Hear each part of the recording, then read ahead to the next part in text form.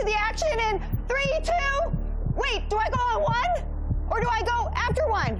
Wait! Oh my God, I'm panicking. Okay. 3, 2, and 1!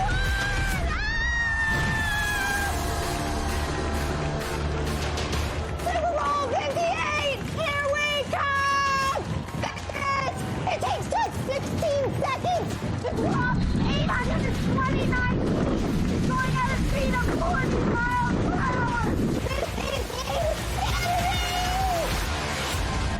Ta-da!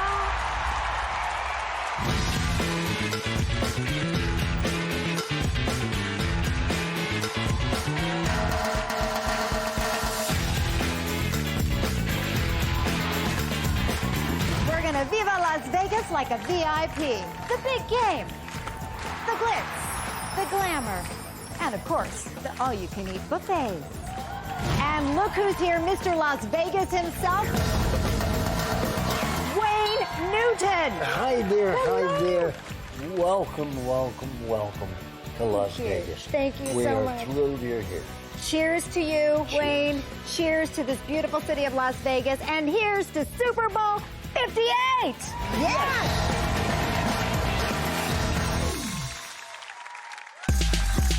It's Monday, February 5th, and the talk is live. Akbar, Oluwakemi, Idowu, Bajabiamila, V, San Diego State University. Amanda Klutz, Broadway.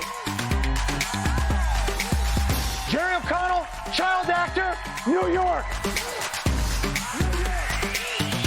Natalie Morales, Air Force brat. I went to too many schools. I can't remember. Sheryl Underwood, receiver, looking for a tight end. Tight end.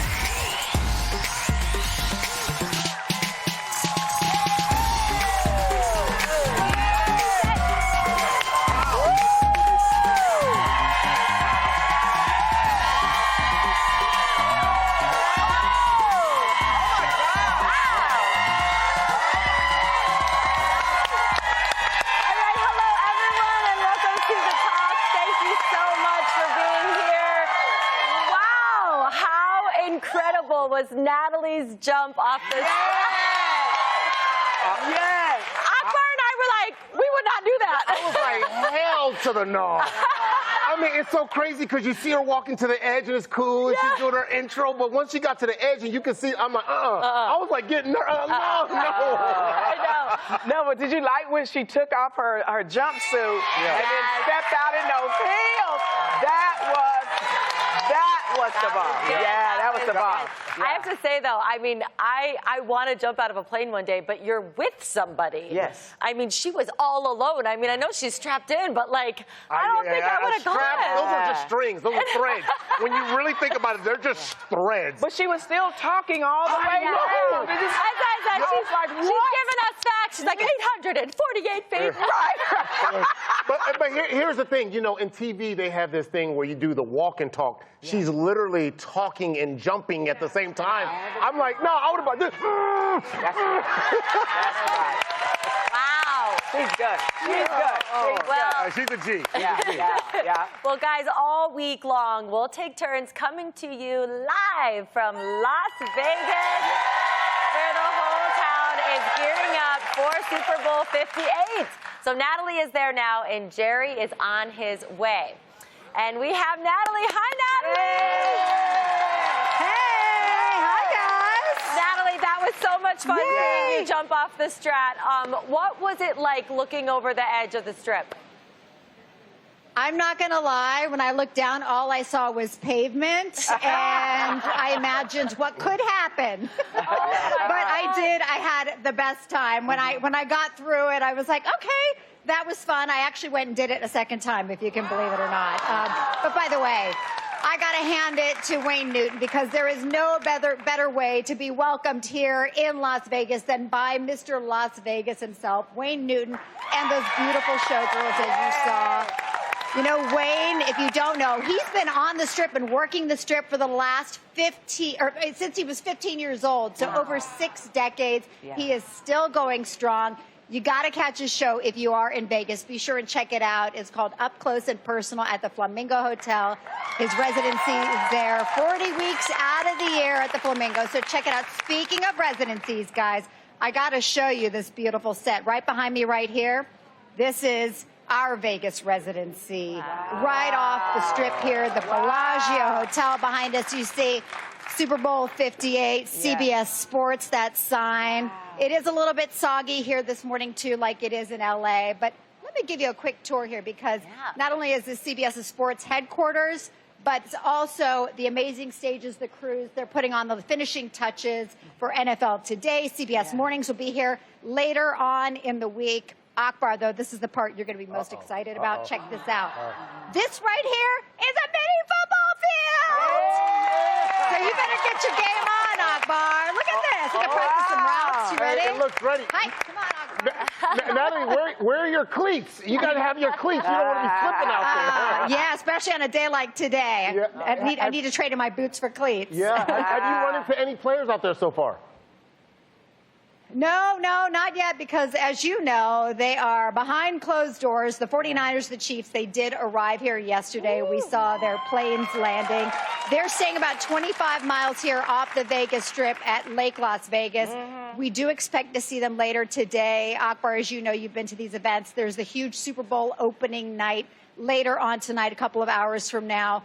Players and coaches will then give their press conference. It will be their only public appearance until, of course, the big day, game day, Super Bowl 58 on Sunday.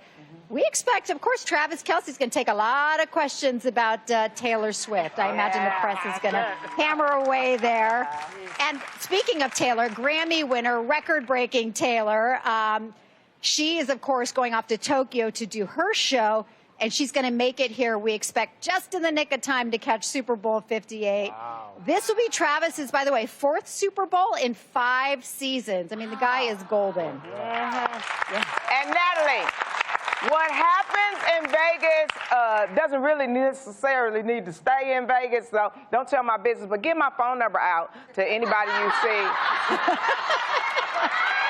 I'll be looking for your tight ends for you, Sheryl. Yeah, there are no secrets. Yeah, that's right. And there are no secrets on the strip. That's right. Let me get them shoes you were wearing after you jumped off the stratosphere. There's some bad shoes you was wearing. Yeah, you got to get your showgirl outfit here, Sheryl. Be ready for it. Be ready for all the action. You'll be joining out here later in the week. But by the way, this is the first time Vegas has hosted the Super Bowl, which is shocking. And while it is early, it's already electric, a little wet, but it's electric as they gear up for Super Bowl 58. Vegas is expecting more than 500,000 fans. And joining me early now, co-host of CBS Mornings here, What's gearing up, up for Natalie? Super Bowl 58. How exciting is this? I mean, a little rainy, but exciting. Yes, of course, and it's great to see you. How you doing? I'm sharing the umbrella with Nate Burleson. This is a moment Isn't this that I will sweet? treasure forever. Let's talk about, I mean, first of all, you saw that jump that I did. I know you've done crazy things in your career. I mean, you played in the NFL. What is the craziest thing you've ever had to do? Well, first of all, I've known you for quite some time, Yes. and I know that you're spicy, but spicy enough to jump off of that type of height? Yeah. Let me ask you, how Yes. did that feel? It was a little freaky. I was staring out over the edge, and all I saw was pavement. And yeah, there was a moment let's there where I fist bump to considered that. the possibilities. I can appreciate that toughness. Yes. I jumped out of a plane for You CBS did? Mornings, Okay. which was crazy. There you go. And then also, I worked out with the Secret Service, which almost broke me. Okay. That was the day where I actually looked in the mirror and I thought to myself, this might be my last day of TV. Oh, my God. Well, so you've had your moments. As I've had my they moments, put us yes. through the ringer, right? Yes. It's not just playing football. What we do for money. Absolutely. How many Super Bowls have you been to now, including Oh, what will man. be this one? Yeah, I've been to about 6 or 7 now. As a player, played 11 years, and I never made it to one, unfortunately. But as soon as I got into TV, I was like, you know what? This is the way you get to go. Yes, every Yeah. Super Bowl is my Super Bowl. And now that we have it on CBS, Super Bowl 58 right here in Vegas, I can't wait. And I got to play something which is remarkable. I mean, we can call you Nate Stradamus because you accurately predicted the score, the final score of Super Bowl last year, Super Bowl 57. Take a look. If I had to bet on one man, I would bet on Andy Reid. I do believe he is going to coach his best game that we've ever seen. It will be creative. It will be fun. It will be explosive. I have the Chiefs winning this 38-35. Oh, my gosh. I mean, you had it on the money. Yeah. Well, first of all, when you wear something that loud, you You better be right. better be right. Because I tried to distract them with a good prediction. Yeah. But I got it. And listen, I'll tell you this. If Okay. I get it right, Okay. 2 years in a row, Natalie, you can't tell me nothing. That's better than Vegas odds here. You know what I'm saying? So are you going to make a prediction or are you going to save that for your big show? You know what? Here's my prediction. Okay. Usher will have the greatest halftime show of all time. Okay. Vegas Yes. will put on the best Super Bowl ever. Okay. Paramount, CBS, Nickelodeon will do their thing Yes. as we know. Yes. Now, as far as the prediction, you got to tune in right before Oh, the my game. The goodness, you're NFL gonna- Today, baby. Okay, you're going to leave us hanging on that one. But I noticed you were wearing the red, the Chiefs red. Yes. Last year. So we'll see. Maybe the outfit is a clue. Oh, the outfit is a clue. I might wear red again, but, you know, it's the Chiefs and the 49ers. So you got red both ways. Yeah, So, exactly. Now, on Sunday, we got to talk about what you're doing here for Nickelodeon. This Yeah. is incredible. It's the first ever alternate telecast of a Super Bowl on Nickelodeon. Yeah. Now, the players are not actually getting slimed, right? What can viewers expect? Are they getting slimed? Wait a minute. When I they mean, make a touchdown? we got enough slime to go around for everybody. Really? We're sliming the crowd. We might slime the players. And we already have agreements with 4 or 5 guys. And they said if we win, we can slime them on the field. Really? So it's going to be crazy. Nickelodeon is putting on a Super Bowl like never before.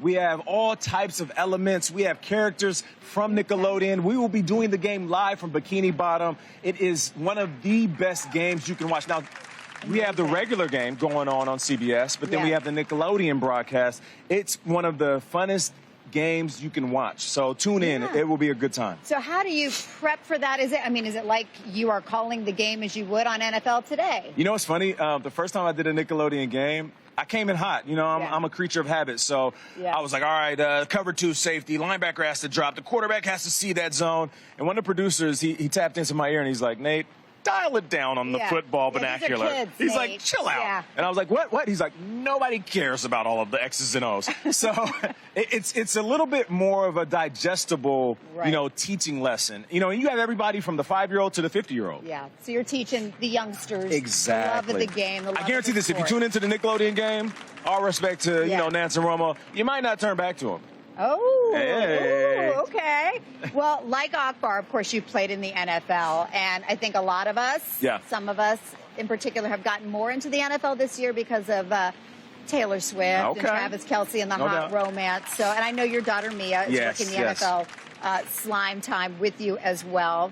Your girl dad, is she into the romance too? Of course. Okay. Who wouldn't be? It's Travis Kelce, it's Taylor Swift. Yes. It's a love story for the ages. An absolute power couple. We love to watch football, but when you have a relationship like that, it's easy to kind of follow the storyline. Okay. And I mean, people are It is saying easy. they're saying that he might propose after the Okay, game. wait. That's Akbar who said that. Now, you believe in that? I'm just saying, like, I don't believe that. You don't- for one. why not? Because It's he the greatest proposal of all No, he time. gets his ring. She deserves her own moment where she gets her own ring in private. No girl wants the whole world watching as she's being proposed to. There's been a few women that told me that. They're like, we don't Yes. want to be No. proposed to at a big event. Taylor. Yeah, It needs she to be more wants romantic. Private, romantic. Wait, How about she wants rose private? petals She on likes this football the field? public eye. Okay, well, she does, yes.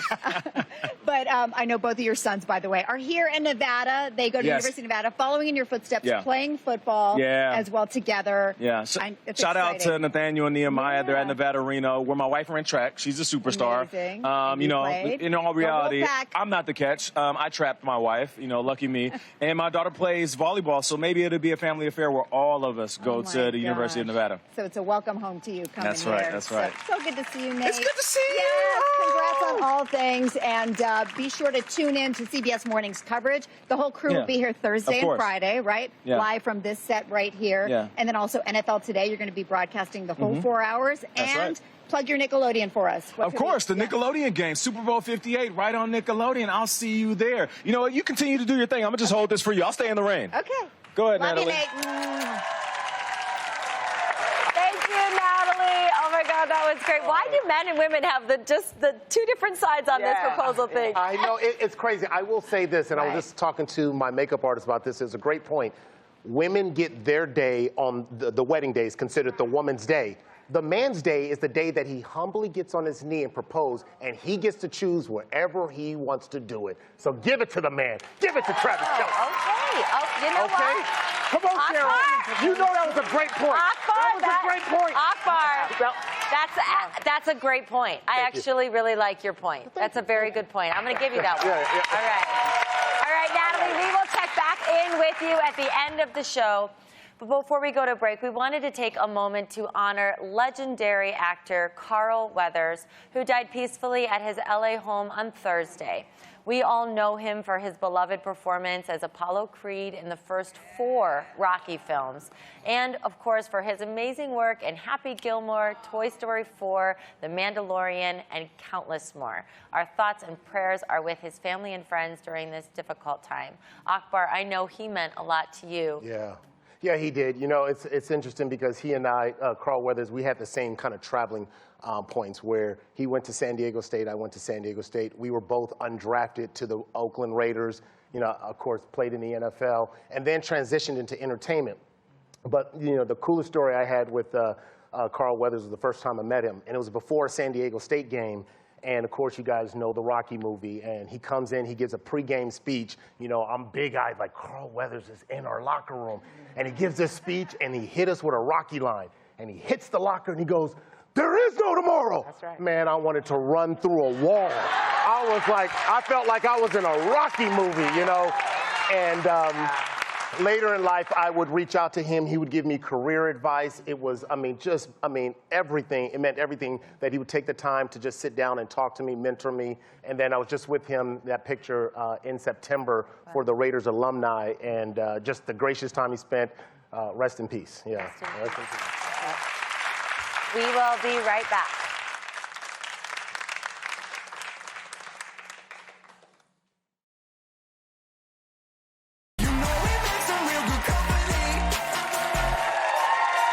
Welcome back. Last night was the 66th Annual Grammy Awards, and our very own Amanda, you were on the red carpet. Oh, my God. How was your night? How was your night? What happened? I think I did over 80 interviews. Wow. It was absolutely insane. The red carpet was so electric. I had I can't believe the interviews I got to do yesterday. Legendary artist Billy Joel, you guys, who, you know, he's coming up and I'm like, I don't know. But luckily, I got to ask him about being a songwriter and about his songwriting process. Take a look. When you're writing a song, do you have a specific place you have to go, certain things that have to be in place, or does it just come to you? I gotta go into my cave and become a caveman. It's not a fun process for me. It's very self-centered, it's very lonely, and sometimes it's torture. But afterwards, I love having written. Yeah. I mean, you know, listen, if you listen to Billy Joel's music, he's a poet. I mean, his lyrics are poetry. They tell stories. So I can imagine why it is torturing for him. Yeah, you know, it kind of felt like, you know, it was cool to hear an artist like that express himself that way, because as an athlete, you feel the same way about practice. And I'm reminded of Muhammad Ali's quote where he says, "I hated every minute of training, but I don't quit." He says, "Suffer now and live the rest of your life as a champion." And Billy Joel has lived a lot of his life as a champion. He is one of the greats. Yeah. So it's cool to hear that artists go through that same thing.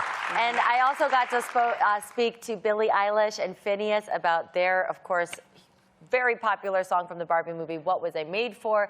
And they spoke about how quickly and easily the song came to them. Take a look. I've heard you say you wrote it in 45 minutes. Is that true? Please tell us. I don't know. Tell us the story. Yeah, I know. Maybe we should stop saying that. Maybe it minimizes. I have the timestamps. It was not 45, but it was around that. The work that went into it. The bad stuff takes months, and the stuff you're really happy about is very quick. Wow. I mean, yeah. Can you imagine writing a hit song in 45 minutes? Wow. I think, honestly, they're such geniuses. It just, you know, when something comes to you, it comes to you. That's right. You get blessed with something, and then you just put it right out there in paper. And he said the really bad stuff, you take a long time, but the really good stuff just comes from your heart. Wait, okay, did you want to talk about something else? Because I want to get in something about the 2 moments for old school that I really like. No, go ahead. Okay. Talk about them. Tracy Chapman and Lou Combs singing Fast Car. And then her song goes to #1 after that. That was amazing. And I loved Fantasia's performance. I love that salute, that Tina Turner. Yeah. It was crazy. Yeah, it was I had never really seen Fantasia dance like that. And so, I mean, she gave me that Tina Turner vibe. It was great. Shout out to Fantasia for that. Oh, and I got to shout out Trevor Noah. Trevor Noah did an amazing job. He did. I thought he handled that very, very well. You know, and of course there was Miley Cyrus's amazing performance. You know, Taylor Swift made history. Had a good one as well. Burna Boy. It was an amazing, amazing Grammys. All right, well, up next we have the one, the only James Corden is here. We'll be right back.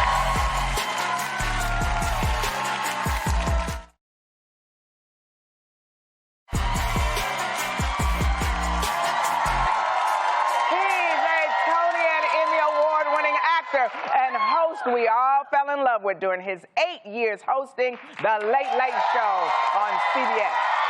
Now he's hosting a new Sirius XM interview series called This Life of Mine. Give it up for James Corden.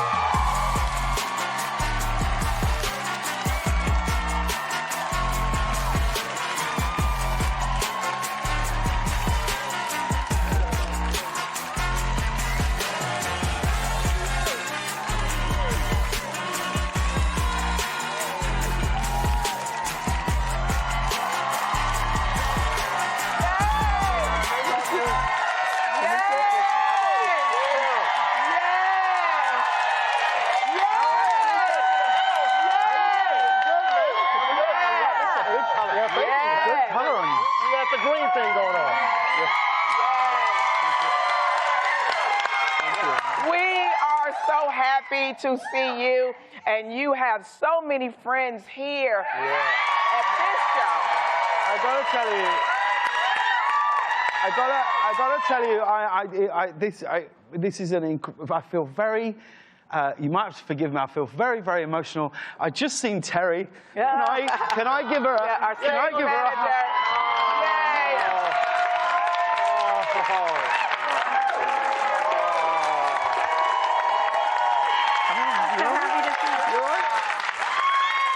Stage manager.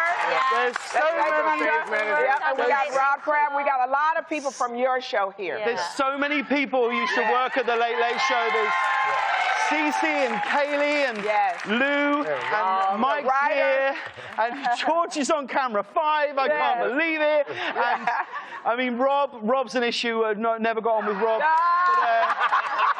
That's our executive producer. Rob was the exec on the Late Late Show for the all 1,200 shows that we did. And Terry there, who I just hugged. Terry used to, I used to walk down, you know what it's like. You get into so many routines doing these shows. And Terry was she was the last person to say, have a good one. We'd have a high five and I'd walk out and I miss them all so much.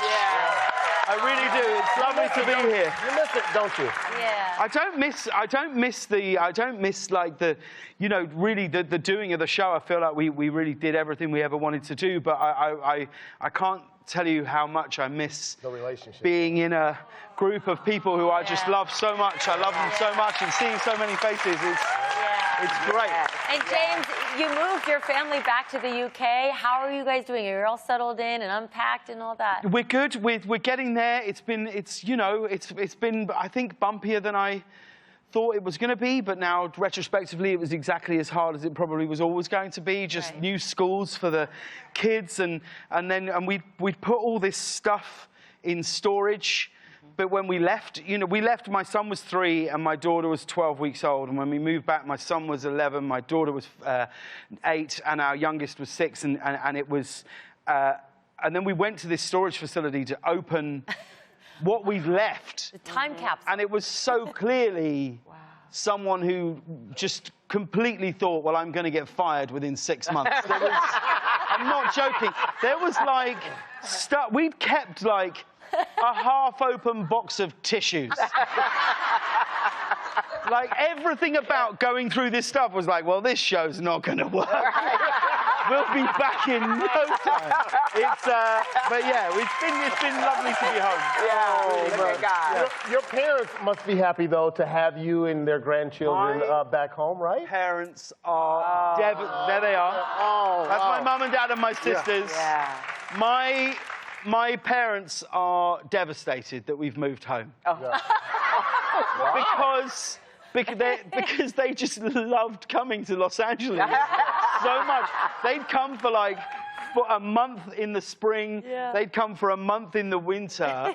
And it just became such a part of their life. You know, they'd shoot stuff for the show. My dad actually said to me the other day, I'm kidding, they're so happy to be around their grandkids. But me and my wife, they're like, sure. My dad said to me, he said, this is the first Super Bowl in 7 years me and your mum haven't gone to. My dad even was like, it's on CBS this year, we've got great access. He's laying it on thick, though. No, keep it real. Don't be lying now here on TV now. Have they had you do some chores around the house? My mum and dad? Yeah, when you come over to their house, do they have you do some chores? Not chores, because my mum is so happy that we're in the family. My mum and dad still live in the house that we moved into when I was 5, and so they're so happy that we're there. Yeah. You're really not even allowed to sit down. My mum just plumping cushions. She's, you know what I mean? Can I get you anything? She just wants to feed us all the time. And I realised, no, don't I realised this is a lifetime of just, I spent so long going, how did I get this big? And I realised it's mum. Now, James, you seem to be having some downtime. Apparently, you went to your boy's birthday party, and by your boy, we mean Harry Styles. Yes. Is this true? Yeah. And here we are. We have you getting down in the crowd, dancing. Oh, there we are. Yeah. That was. This was Harry's last show of his tour. This was the last show of his tour in Italy, which we went over for. Yeah, it was great. Turning up. I love this, though. You're right in the crowd. You're in the VIP section. You're like right with everybody. Well, we got there, and there was like this kind of, viewing sort of area for people. And it had a little bar, and we watched the first 20 minutes of the show there, and it was great. And Tommy, actually, who's one of Harry's managers, we just looked at each other, and we were like, I got to get in there. We got to get in. We got to be in the mix. Yeah. So we just made our way through. I'll be honest, a lot of it we didn't even realise. We weren't even really watching Harry. We were just jumping around. It was great. Having a good time. Yeah. All right, everybody, stick around. We'll have much more with James Corden when we come back.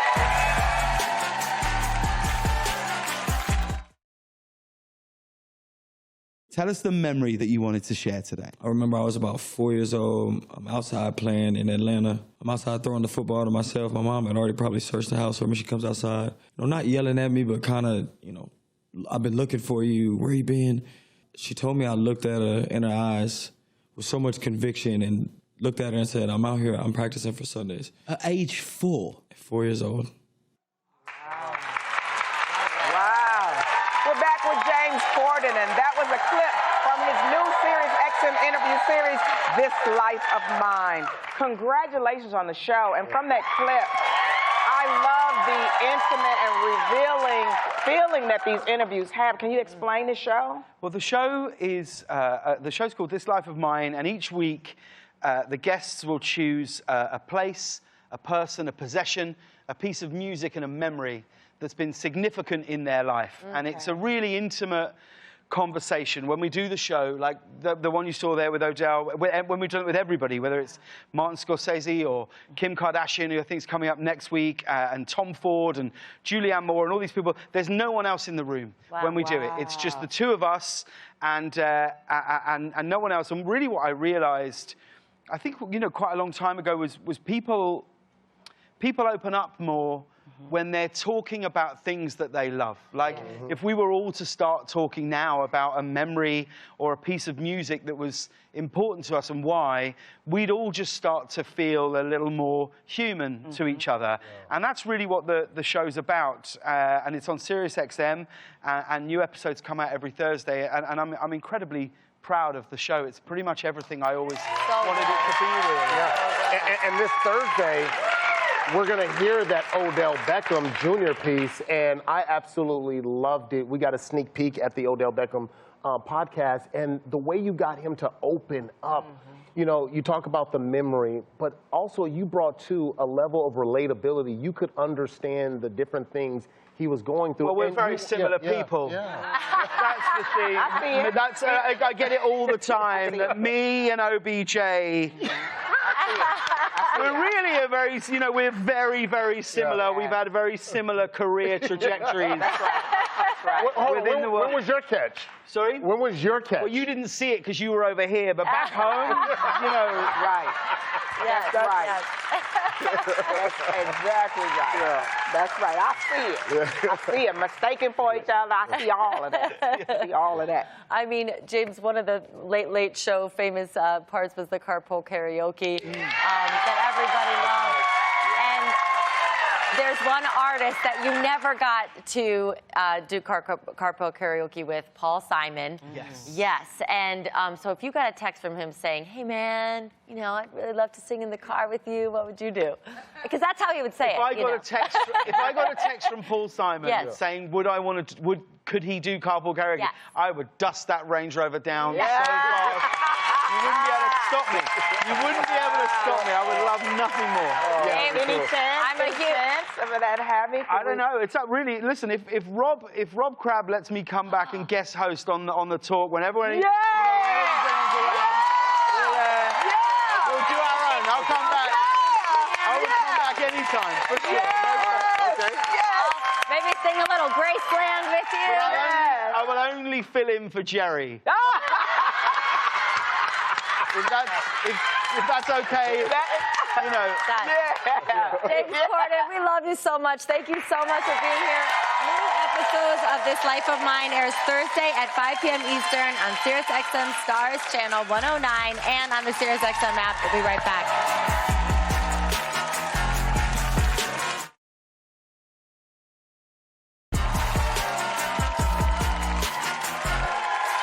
If you're looking for a Valentine's gift for a special someone in your life, we've got you covered. It's time for today's must-have giveaway.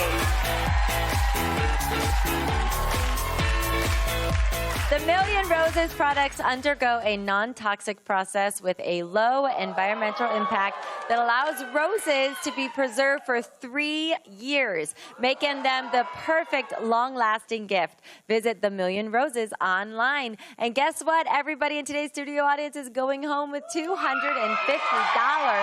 The Million Roses gift certificate, so you can enjoy their luxurious Valentine's roses and much more. For your chance to win this giveaway at home, go to the Talks Facebook page. And when we get back, Natalie catches up with the one and only Wayne Newton.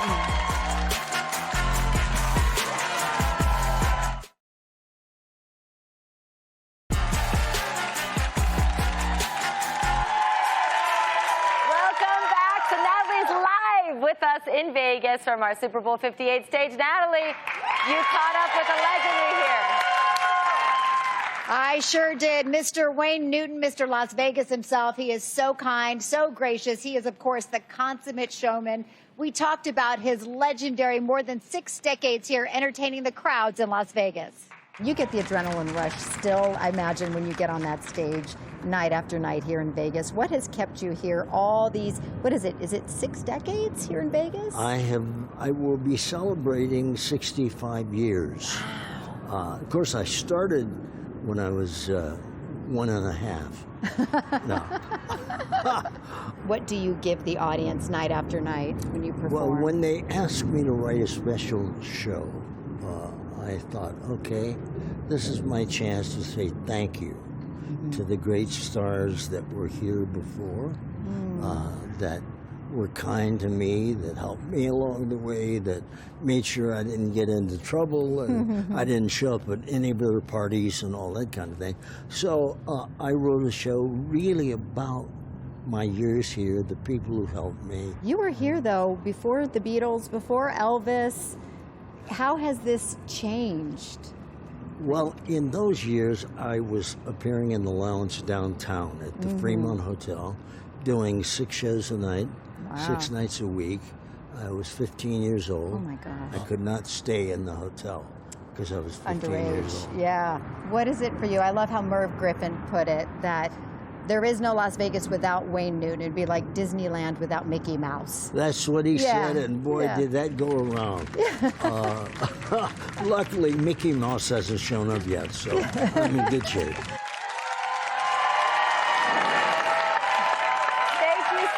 Natalie, and of course we'll see you back in the studio tomorrow when we've got a brand new episode of The Talk with Juliette Binoche, and we'll continue our Super Bowl 58 coverage. Jerry is going to be with us live from Las Vegas tomorrow. You don't want to miss it.